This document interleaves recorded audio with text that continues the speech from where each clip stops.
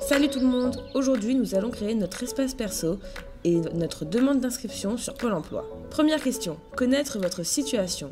Alors si vous êtes concerné par l'une de ces situations, c'est cette page qui s'affichera. Il est impossible de créer son compte. Si vous n'êtes pas concerné, vous cliquez sur non et passez à la suite. On commence par les coordonnées. Madame, monsieur, prénom, nom et nom marital si vous êtes marié. Suivi du numéro de sécurité sociale. Et si vous n'en avez pas de souci, vous cliquez sur « Vous n'avez pas de numéro de sécurité sociale » et donnez la raison. Ensuite, date et lieu de naissance.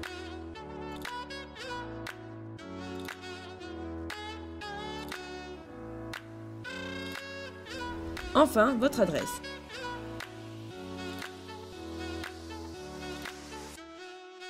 Il se peut que l'adresse ne soit pas reconnue. Ne vous inquiétez pas, il faut juste cliquer sur l'une des propositions du Pôle emploi. On passe à la suite.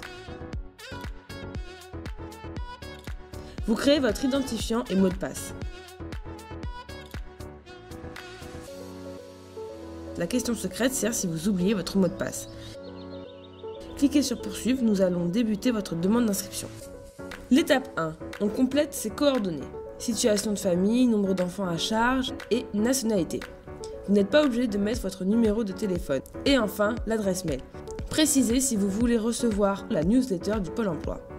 Enfin, donnez les raisons de votre inscription et les caractéristiques de l'emploi recherché. La seconde étape concerne votre situation. Si vous percevez des aides, si vous avez un statut particulier reconnu ou si vous vivez à l'étranger. Si ce n'est pas le cas, on passe à la troisième étape. L'étape 3, ce sont vos expériences. On vous demande si vous êtes au chômage et si oui, depuis combien de temps. Si vous avez travaillé ces 4 dernières années et si oui, complétez les données. Et si vous avez d'autres événements à déclarer, il faut là aussi donner plus d'informations. L'étape 4, ce sont vos connaissances. Votre cursus scolaire, l'année de votre dernière classe, votre niveau, si vous êtes titulaire ou non d'un diplôme. Une fois toutes ces informations transmises, vous enregistrez et si vous avez fait une erreur, il est possible de modifier ou supprimer l'information donnée. On vous demande ensuite les langues parlées et aussi si vous possédez un permis. L'étape 5, c'est votre projet professionnel. Vous mettez les emplois que vous recherchez, si vous les connaissez. Vous les sélectionnez et vous cliquez sur les compétences que vous possédez.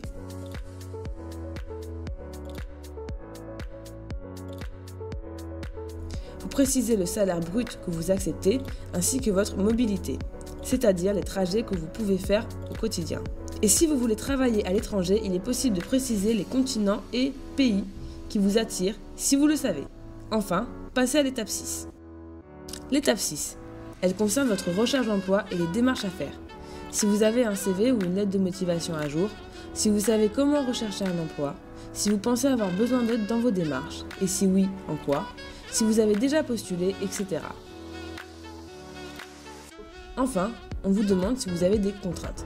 Il ne vous reste plus qu'à poursuivre votre demande d'inscription. L'étape 7.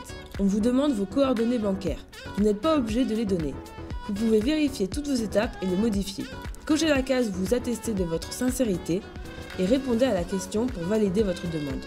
C'est l'étape 8 qui vous propose des dates et si aucune date ne vous convient, vous pouvez en choisir une plus tard. Vous pouvez accéder à votre profil. Votre inscription sera terminée lors de votre premier rendez-vous. Bye bye!